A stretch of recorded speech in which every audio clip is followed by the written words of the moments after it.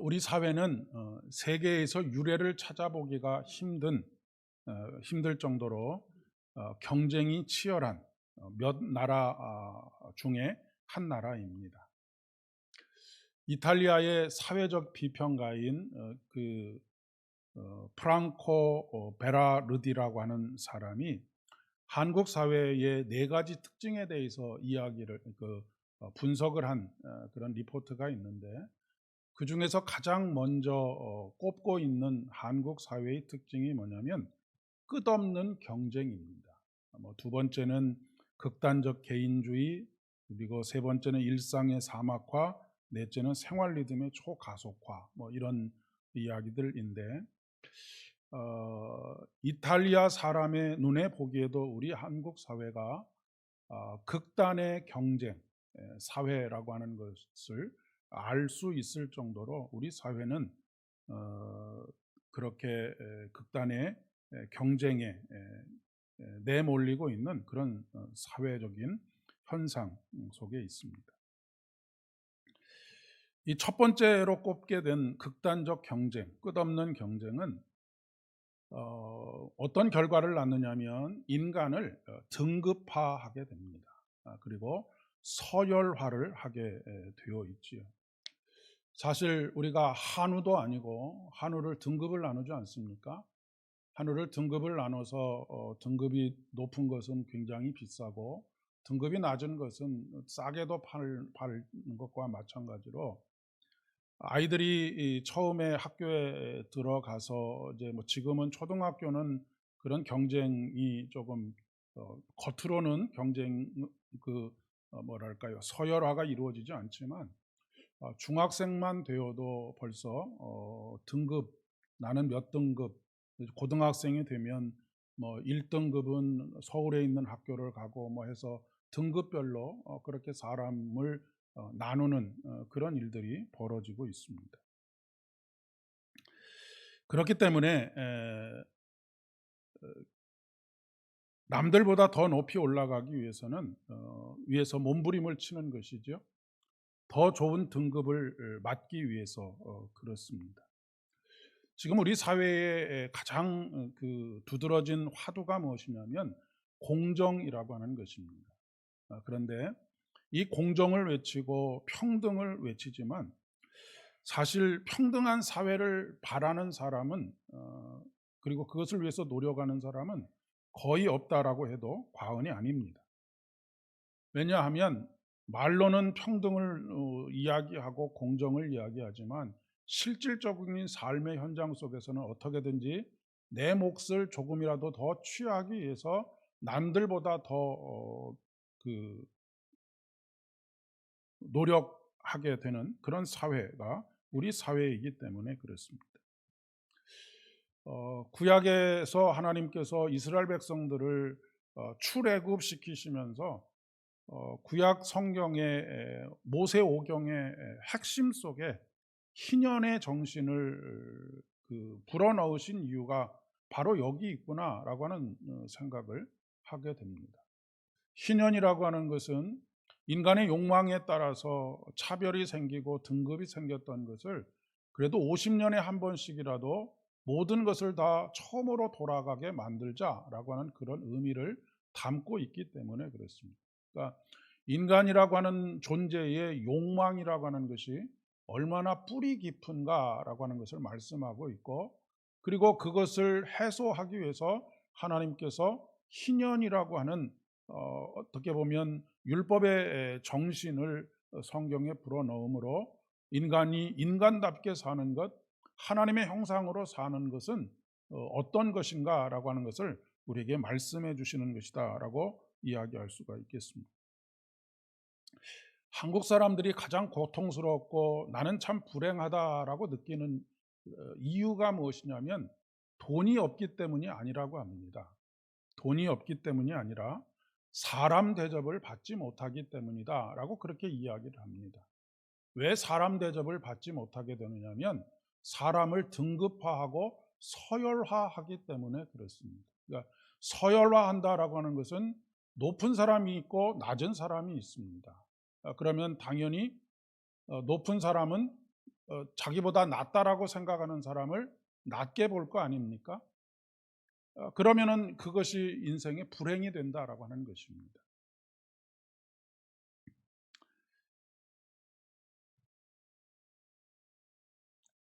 저는 오늘날 교회가, 그리고 저와 여러분이 주목해야 될 지점이 바로 여기 있다라고 생각합니다. 앞으로 교회가 지향해야 할 교회다운 모습을 저는 여기서 찾게 됩니다. 그것은 무엇이냐면 바로 환대의 영성입니다. 아, 환대의 영성이라고 하는 것은 그 어느 누구도 처지와 형편에 따라 차별하지 않고 등급을 나누지 않고 환대하는 것입니다. 그 사람이 어떠한 처지와 형편에 있든지 간에 동일하게 하나님의 형상으로 지음을 받은 사람으로서 받아들이는 것입니다. 그러면 당연히 그러한 그 차별 속에서 마음의 상처와 아픔과 고통을 당하는 사람들이 예수를 믿으라고 하지 않아도 교회로 몰려들지 않겠습니까?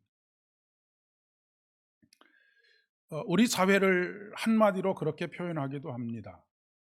2등은 기억되지 않는 나라라고 하는 그런 이야기를 하곤 합니다. 그러니까 1등이 모든 것을 독식하는 것이라고 그렇게 이야기를 하지요. 근데 이것이 얼마나 위험한 사고이느냐면, 여러분, 히틀러가 세계 전쟁을 일으키고 특별히 유대인들을 그렇게 600만 명이나 학살을 하게 되었던 가장 결정적인 이유 중에 한 가지가 뭐냐면, 우리 게르만 민족은 세계 최고의 1등 국민이다라고 하는 그런 사고 속에서 그런 엄청난 일을 저질렀습니다.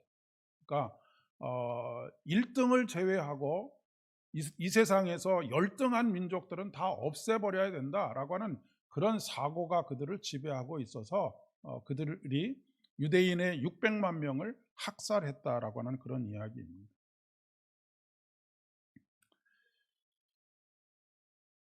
1등만 기억이 되고 2등은 기억이 되지 않으니까 모두가 다 1등이 되고자 합니다. 그런데 1등이 되면 행복하냐라고 하는 것은 별개의 문제인 것 같습니다. 1등이 중요한 것이 아니라 행복한 것이 중요한 것 아니겠습니까? 우리가 아무리 1등을 해도 행복하지 못하면 무엇 때문에 1등을 하는 것이겠습니까? 지금 우리 사회를 가장 시끄럽게 하고 있는 일이 몇 가지들 있지만, 지금 의료 분쟁 속에 있고요. 또 검사와 판사, 변호사, 이 법조인들, 이 사람들이 거의 대부분 학교에서 1등만 하던 사람들입니다. 소위 1등급에 속해 있었던 사람들이죠. 그런데 이 사람들이 사회에 큰 아픔과 고통을 가져다 주고 있다라고 하는 것을 우리가 본다면, 과연 1등이 되는 것이 어떤 의미를 가지는 것일까라고 하는 생각을 가져보게 됩니다. 대부분의 사람들이 예수님을 믿는 이유는 잘 되기 위해서입니다. 자신이 쇠하려고, 자신이 망하려고 예수를 믿는 사람은 거의 존재하지 않습니다. 그리고 잘 되지 않으면 예수 믿어봐야 소용이 없다라고 그렇게 생각을 하기도 합니다. 한동안 한 1980년대까지는 신학교를 가는 사람들이 대부분 그렇게 공부를 뛰어나게 잘 하지 못하는 사람들이 같습니다. 그 이유가 무엇일까를 생각해 보면, 공부를 좀 잘하고 똑똑한 사람들은 의대나 법대나 공대나 이런 데로 보내야지 신학교 보내기에는 아깝다라고 생각을 했기 때문에 그렇습니다. 그리고 그 이면에는 신학교에 가봐야 먹고 사는 문제가 정말로 힘들고 어렵다라고 생각을 했기 때문에 그렇게 했던 것이죠. 그런데 비약적인 한국 교회의 성장과 궤를 같이 하면서 신학교가 굉장히 많은 인재들이 몰리는 시대를 우리가 지난 한 20-30년 가까이 지나왔습니다. 모두가 다 대형 교회의 담임 목사를 꿈꾸고 신학교에 들어오려고 했고, 제가 신학교를 입학할 때만 해도 학교를 들어가는 데 있어서 경쟁률이 6대1 가까이가 됐습니다. 그런데 지금은 이제 교회들이 쇠퇴하고 점점 여건들이 나빠지니까 지금 전국에 있는 모든 교단을 망라하고 신학교들이 미달 사태가 자꾸 납니다.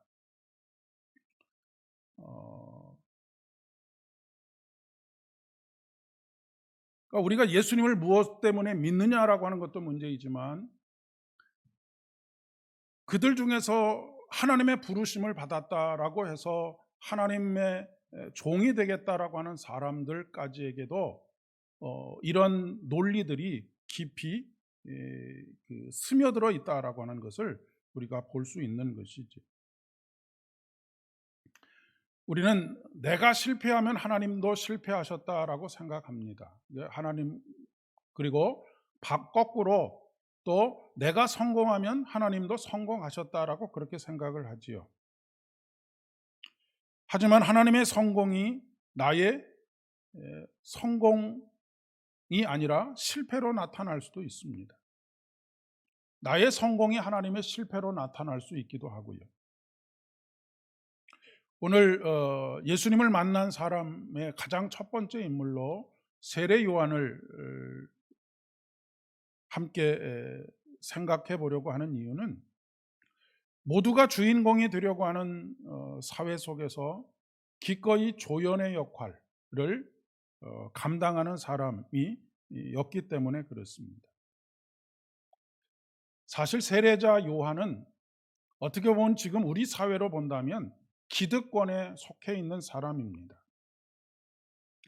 그의 아버지인 사가랴는 현직 제사장입니다. 이 당시에는 제사장 직분이 세습이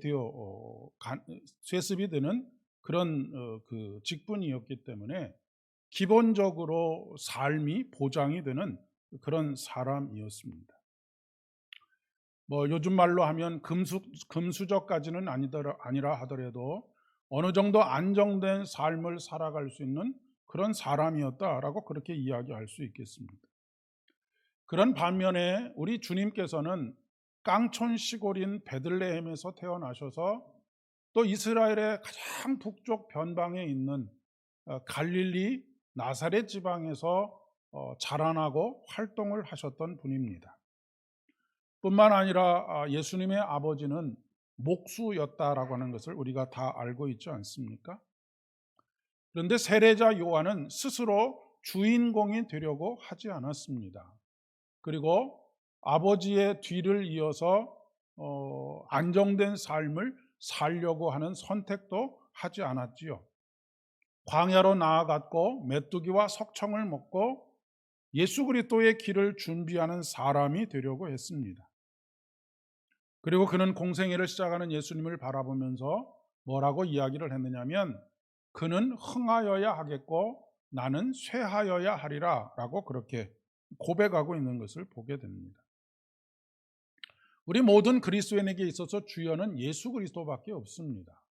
우리 모두는 다 조연들인 것이지요. 그런데 조연의 역할을 감당해야 될 우리들이 주연의 역할을 감당하려고 했던 가장 첫 번째 사건이 바로 아담과 하와가 선악을 알게 하는 나무의 열매를 따먹은 것이었습니다.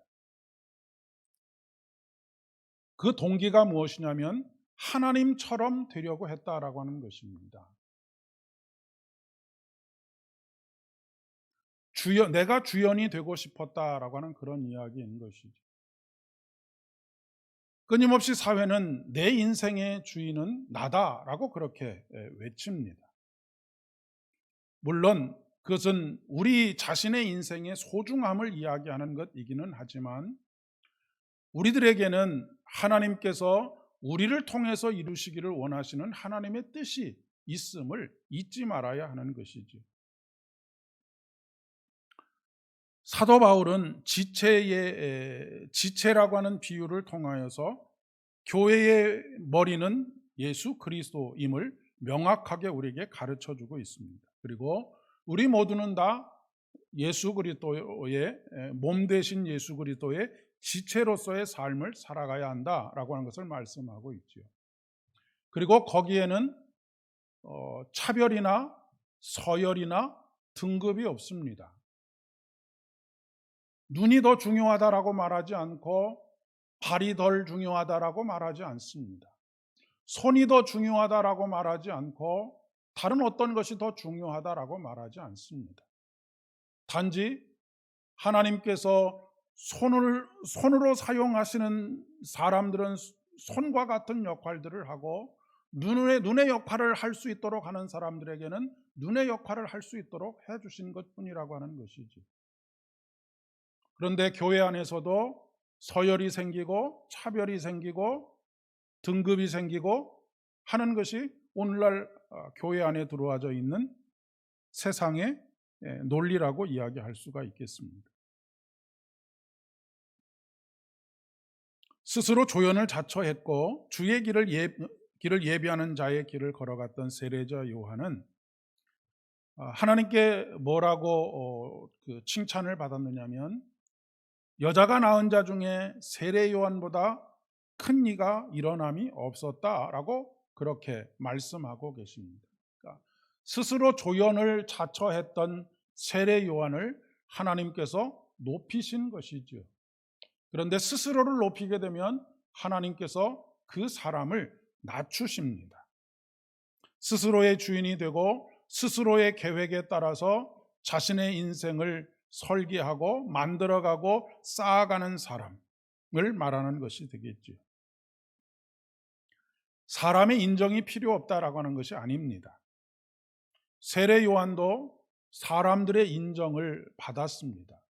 세례 요한을 참수하려고 할 때에 가장 두려워했던 것이 무엇입니까? 밀란이 일어날지도 모른다라고 하는 것이었습니다. 왜냐하면 그만큼 수많은 사람들의 존경과 인정을 받고 있었기 때문에 그렇습니다. 하지만 세례 요한이 궁극적으로 선택한 것은 사람의 인정보다 하나님의 인정을 받는 삶을 선택한 것이지. 시편 1편 6절의 말씀에 보면 의인의 길은 여호와께서 인정하시나 악인의 길은 망하리로다 라고 그렇게 말씀하고 있습니다. 하나님께서 인정하시는 의인의 길은 어떤 길입니까? 1편 1절에 복 있는 사람의 길이 바로 하나님께서 인정하시는 길입니다. 그러니까 세례 요한은 복 있는 사람의 삶을 선택한 것이다 라고 그렇게 이야기를 할 수가 있겠습니다. 하지만 이 일이 결코 쉬운 일이 아니다라고 하는 것 우리는 어느 누구보다도 잘 알고 있습니다. 주변에서 부추길 때는 더 그렇겠죠. 예수님께서 이게 떠오르는 예수님께 세례 요한을 따르던 수많은 제자들과 무리들이 옮겨가는 것을 보면서 세례 요한을 따르던 제자들이 불만이 가득 섞인 말투로 우리를 따르던 사람들이 선생님을 따르던 사람들이 다 예수께로 간다라고 그렇게 불평을 토로하고 있는 것을 보게 됩니다. 시기하는 마음이 왜 없었겠습니까? 인간의 마음에는 다 그런 마음들이 들기 때문에 그렇습니다. 세례자 요한에게도 이런 마음이 없지는 않았을 것이다 라고 생각합니다. 머리와 가슴이 따로 놀았을 가능성이 굉장히 많이 있습니다. 이성적으로는 그렇다라고 하는 것 마음속으로 인정하지만 이 마음속에서 일어나는 시기심과 경쟁심 이런 것들을 제어하는 것은 그렇게 쉽지 않았을 것입니다. 게다가 그 마음에 더욱더 불을 붙이는 것은 옆에 있는 사람들입니다.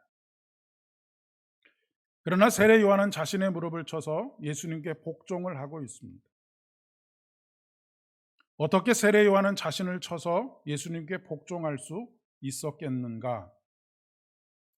고린도전서 9장 26절과 27절의 말씀에 보니까 이렇게 기록하고 있습니다.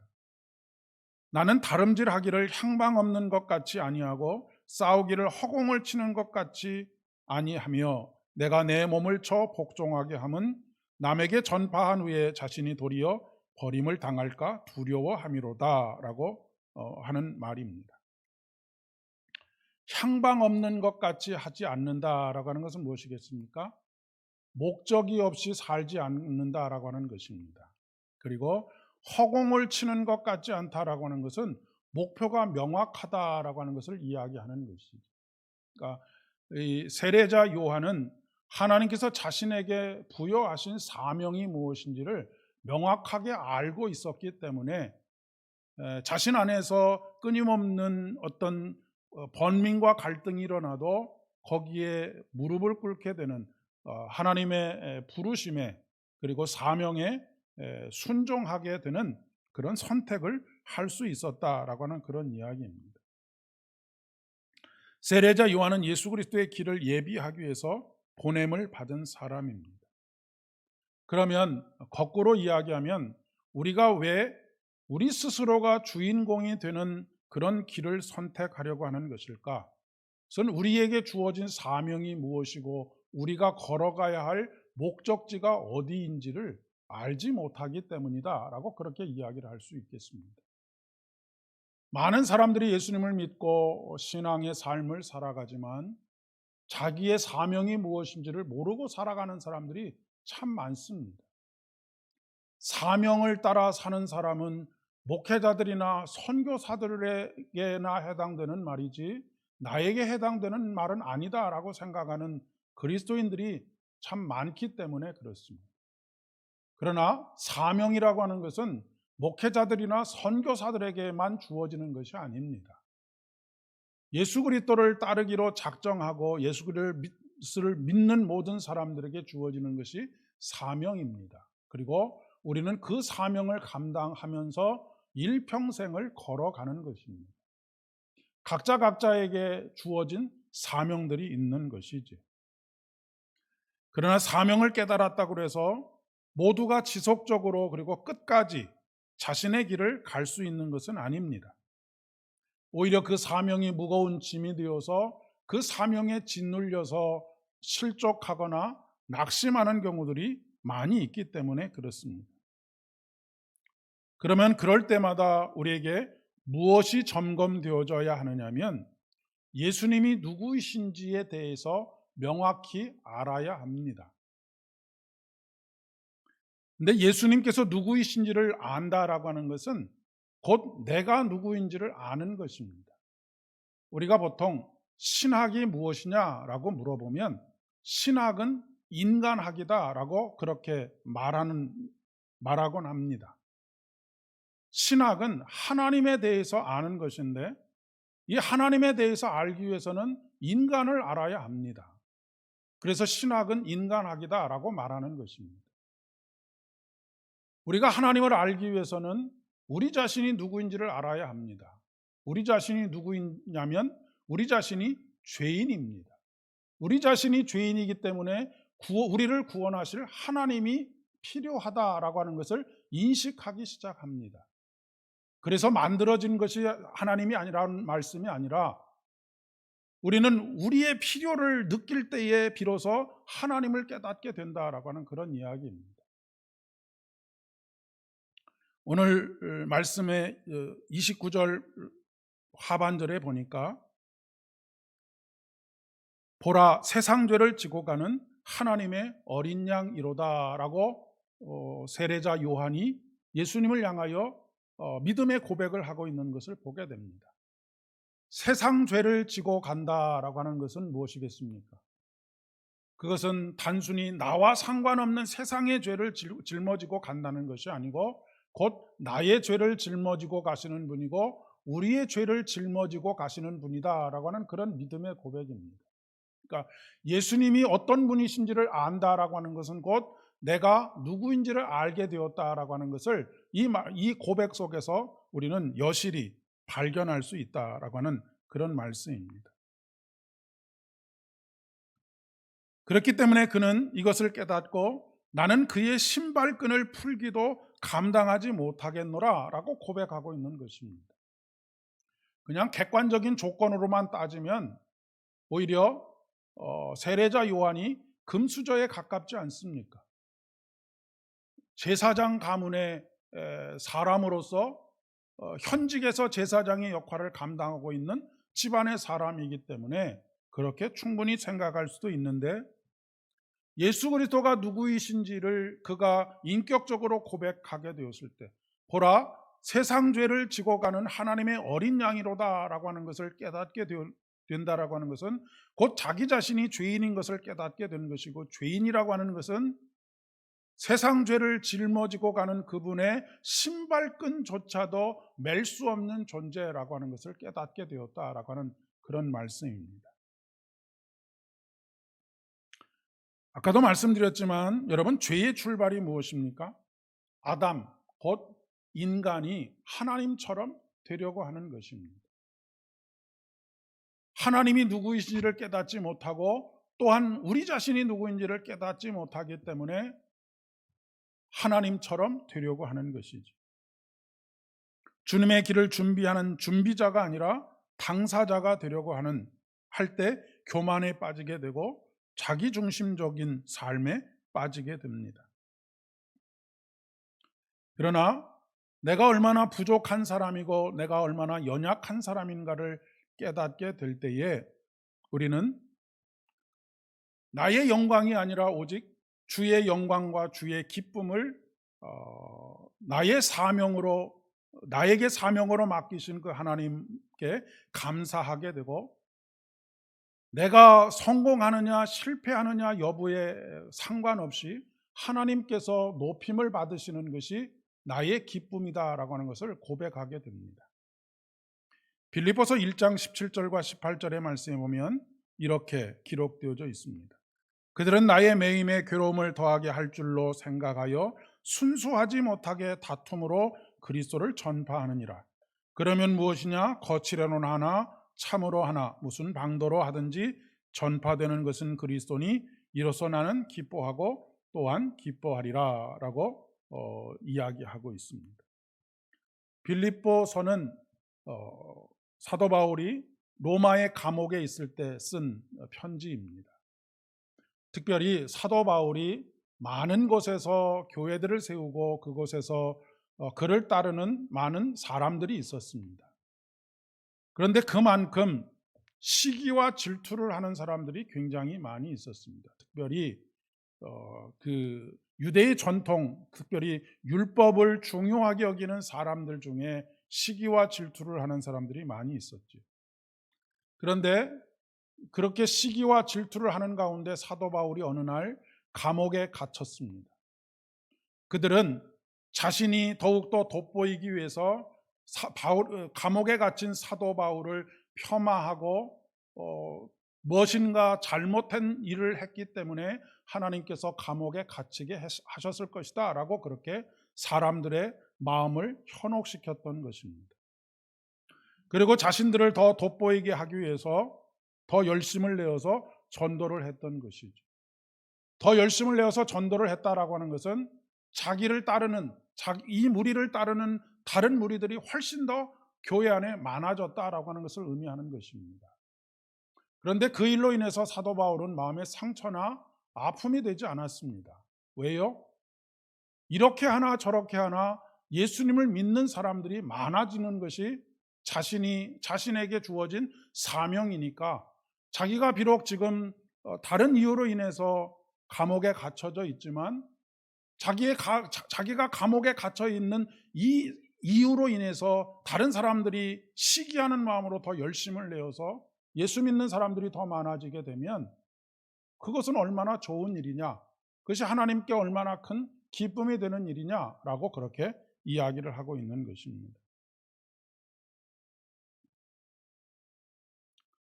우리는 나의 성공이 하나님의 성공이라고 하는 생각에서 진정으로 하나님의 성공, 여기서 하나님의 성공이라고 하면 조금 말이 어폐가 있는데 하나님의 뜻이 이루어지는 것이 무엇이냐라고 하는 것을 더 깊이 생각해 보아야 하겠습니다. 그렇다고 해서 우리 모두가 다 가족들을 버리고 광야로 들어가서 메뚜기와 석청을 먹고 살아야 된다라고 하는 것을 말씀드리려고 하는 것이 아닙니다. 항상 우리의 삶의 기준에 있어서 하나님의 뜻을 이루어 가는 일에 있어서 무엇을 선택할 것이냐라고 하는 것에 그 기로에 서 있을 때 나에게 비록 손해가 되어지고 나에게 조금 어려움이 있더라도 하나님의 뜻을 이루는 것을 선택할 것이냐 그렇지 않을 것이냐를 판단해야 한다라고 하는 것을 말씀하는 것입니다. 하나님의 기쁨을 위해서 산다는 것이 바로 그러한 것이 아니겠습니까? 항상 나도 잘 되고 하나님도 잘 되고 하는 일들은 존재하지 않습니다. 때때로는 나의 어려움이 오히려 하나님께서 하나님의 뜻을 이루어가는 일에 귀하게 사용되어질 때도 있기 때문에 그렇습니다. 그러나 확실한 것은 모든 것이 합력하여 선을 이룬다라고 하는 것입니다. 선을 이룬다라고 하는 것은 마치 하나님께서 창조하신 모든 세계를 보시고 보시기에 좋았더라라고 하는 감탄이 일어나는 것이 바로 선을 이루는 것입니다.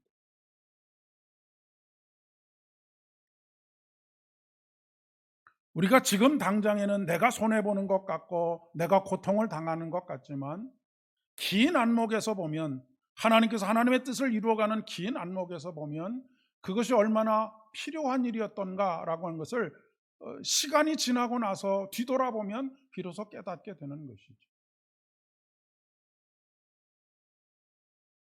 그럴 때 하나님께서 우리의 길을 인정하실 것입니다. 그렇지 않고 늘 나의 성공을 우선시하고 하나님의 뜻을 이루는 것과는 상관없이 그렇게 살아간다고 한다면 내가 주를 위해 선지자 노릇도 하고 선생 노릇도 하고 수많은 기적도 행했습니다 라고 그렇게 이야기할 때 예수님께서 나는 너를 모른다, 나는 너를 모른다는 말은 무엇입니까? 나는 너의 길을 인정하지 않겠다라고 하는 말씀이 아니겠습니까? 그 길은 곧 악인의 길이 되는 것이고 그 길은 곧 망하는 길이 되고 마는 것이죠.